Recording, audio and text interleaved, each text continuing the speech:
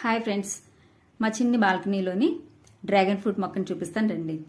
ఇదిగో చూస్తున్నారా, దీన్ని నేను ఫస్ట్ చిన్న కుండీలో పెట్టానండి. అప్పుడైతే అస్సలు గ్రోతింగ్ లేదు. ఒక 2-3 ఇయర్స్ వరకు అసలు ఫ్రూట్స్ కూడా రాలేదు. ఈ టబ్లోకి మార్చిన తర్వాత 2023లో ఒకే ఒక్క ఫ్రూట్ వచ్చింది. తర్వాత 1 ఇయర్ వరకు మళ్ళీ ఫ్రూట్స్ అనేవి లేవు. మా వారు విసుగొచ్చి దీన్ని తీసేద్దాం, ఇంకా మొక్కని, ఫ్రూట్స్ ఏం రావట్లేదు అన్నారు. నాకు చాలా బాధ అనిపించింది. నాకే కాదండి, ఇది కూడా బాగా హట్ అయినట్టుంది. వెంటనే ఒక 4 డేస్లో బడ్స్ అయితే స్టార్ట్ అయినాయి. చాలా హ్యాపీగా అనిపించింది. 24లో దగ్గర ఒక 22 ఫ్రూట్స్ అనుకుంటా వచ్చినాయి. ఇప్పుడు 2025లో ఎన్ని ఫ్రూట్స్ ఇస్తుందో చూడాలి.